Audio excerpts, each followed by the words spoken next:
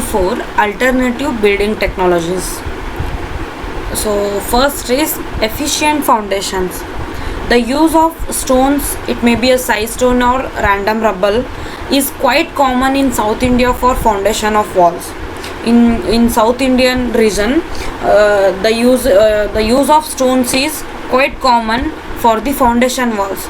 The modern practices of using cement mortars make the foundation rather expensive traditionally, but two-storied buildings have been built on stone in mud mortar foundation. So the two-storied building can be built with the help of mud mortar foundation. The stress level in the foundation is generally so low that even mud mortars can be sufficient. The stress for the two-story building, the stress level in the foundation is so low that you can use the mud mortars. Use of soil cement as mortar or soil cement lime as the mortars should prove to be a cost effective alternative. Use of arch foundation is also a cost effective alternative. So using of the soil cement as a mortar or soil lime cement as a mortar, it can be proved as a cost effective, and also the construction of arch foundation is also a cost effective alternative. The next is alternatives for wall construction. So before going to the alternatives for wall construction, first we'll go through the basic of wall construction, that is type of wall and the characteristic of wall. See, the construction of walls can be carried out in a number of ways. Different types of walls may also used and recognized. In one of the most simplest subdivision are load bearing and non-load bearing. These are the one of the simplest subdivisions of walls. Okay, walls built of masonry or in situ casted walls can be either load bearing or non-load bearing. The walls which are built of masonry or in situ casted can be of either load bearing or non-load bearing. In load bearing construction, the weight of the floors and walls of upper stories are carried by the walls itself. In the load bearing constructions, the weight of the floors and walls of upper stories are carried by the walls itself and transferred eventually to the foundation. So this is called as load bearing construction. And in case of non load bearing walls, the weights of the floors and upper story walls are carried by the columns. In case of non load bearing walls, the weights of the floors and upper story walls are carried by the columns and transferred to the soil through the footings.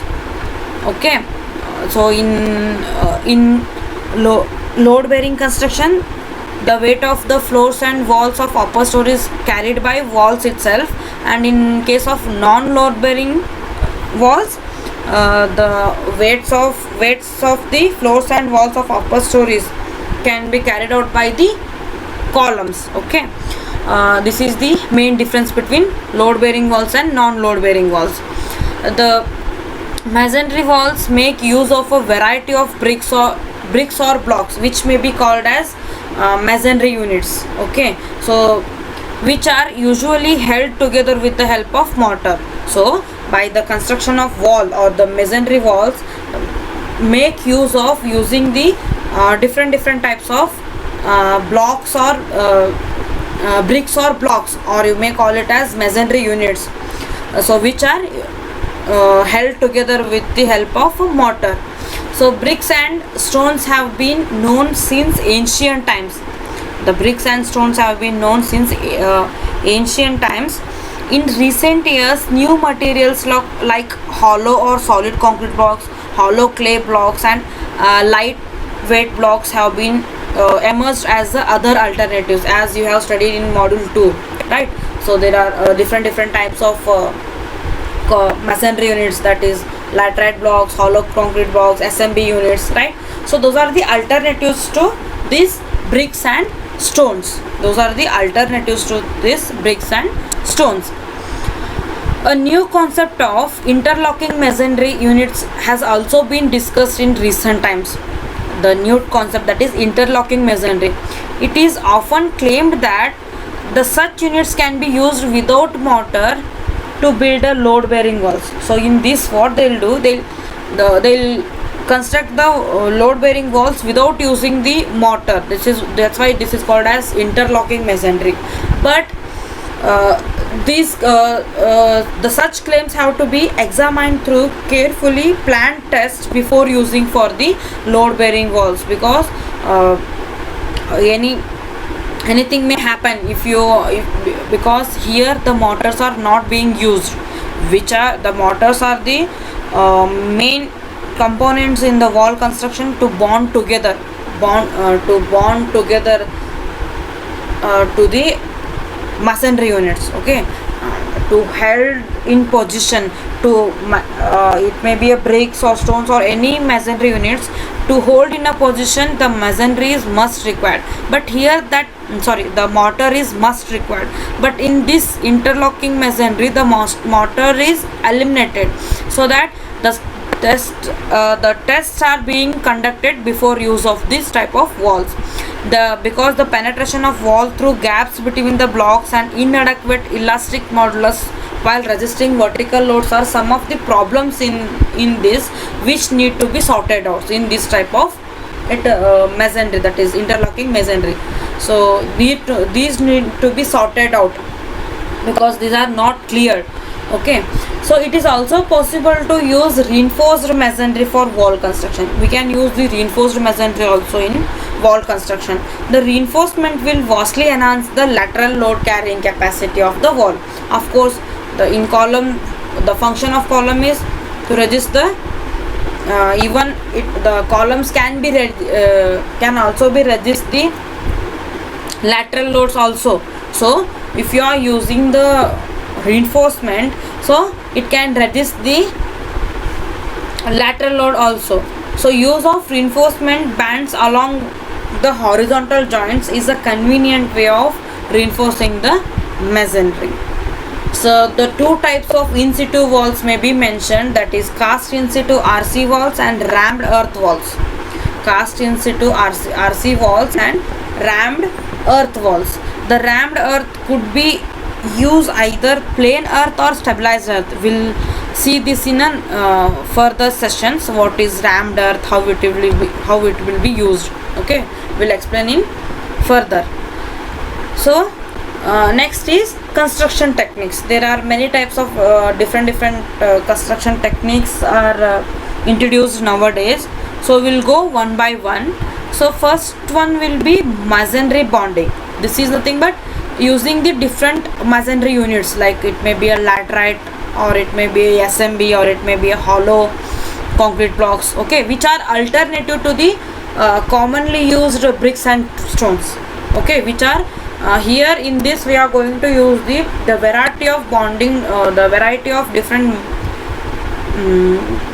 materials or masonry units which are alternative to the common bricks and stones. So a large variety of bonding techniques may be considered in masonry constructions. So in conventional brick masonry, English bond and Flemish bond are well known. You all are familiar with this English bond and Flemish bond. So English bond is most common mode of construction in India. English bond is the most common mode of construction in India when blocks are not proportioned in the way in which burnt brick is.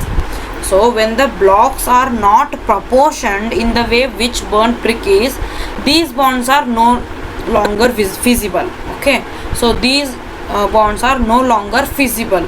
So in that case we can switch to the hollow concrete blocks.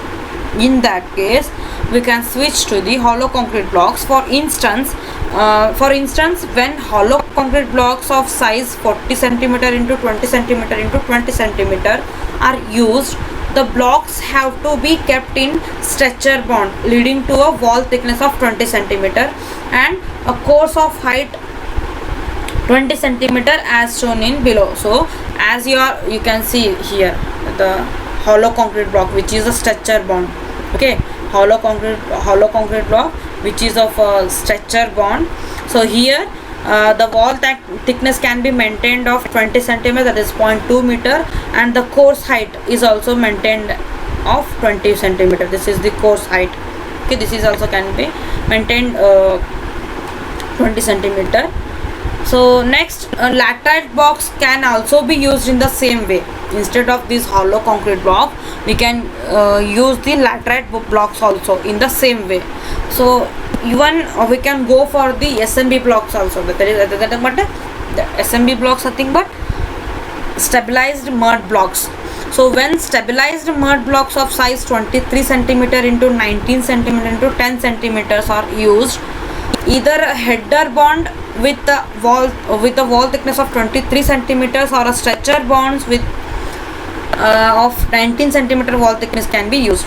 Here we can go for two types of wall thickness when you are using stabilized mud blocks of size 23 centimeter into 19 centimeter into 10 centimeter. Okay, this is the when you are using stabilized mud blocks of 23 centimeter into 19 centimeter 10 centimeter. So you can go for two types of wall thickness, either a header bond with the 23 centimeter or stretcher bond with the 19 centimeter of wall thickness. You can go for two types of wall thickness.